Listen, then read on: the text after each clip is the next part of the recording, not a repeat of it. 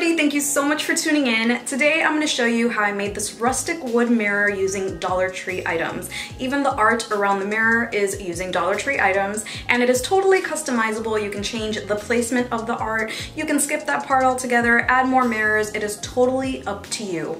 Anyway, before we get into the video, I want to ask that you please give this video a thumbs up if you like it, subscribe to this channel for more DIYs, and turn on that notification bell so you know whenever I post a DIY video.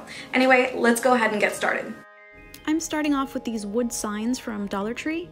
The best part is that they're really thick and come with something to hang them with, and the felt pieces on them are nice and thick as well, so they come off fairly easily, and if you wanted to reuse them for a DIY, you totally can, which is what I'm gonna do. Once you remove all of it, you are going to notice that there is a sticky residue on the wood.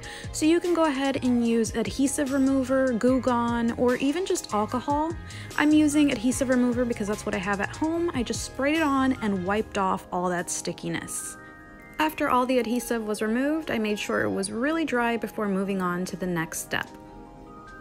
So now I'm going to put this on top of cardboard or foam, and I'm going to use this penetrating stain and this foam brush from the Dollar Tree. You can use shoe polish, you don't have to use this, but I already had it on hand. So now I'm going to swipe it all over that piece of wood, and I'm not going to let it sit long. Once I have covered everything, I'm going to use a clean napkin or a clean rag, and I'm going to wipe this down. Now you're going to notice that all of your pieces of wood are going to look different when you wipe them down. You can always add more of your stain or your shoe polish, which by the way, you can get shoe polish at the Dollar Tree. Just keep working in your stain or shoe polish until you like the coverage and keep wiping away the excess. So this is what two pieces look like, and I'm glad they don't look identical.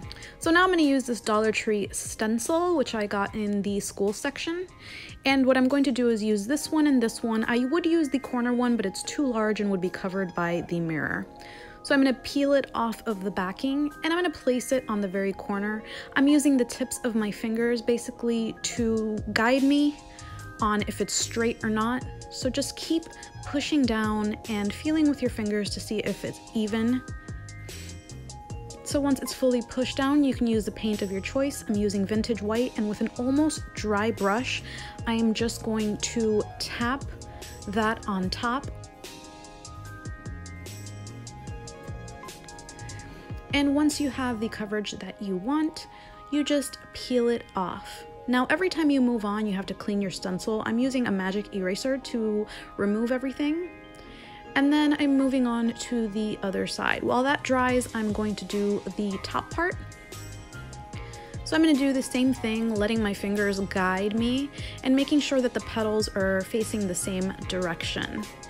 So now I'm going to do the exact same thing, and when you're doing this, make sure that you are not accidentally filling in one of the wrong stencils because they are so close together. So once you remove that, you go ahead and do the other side so that it looks like a corner piece.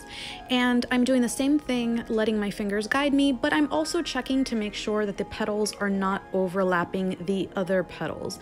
You want this to look like it is actually a corner piece and not like you tried to put two stencils together.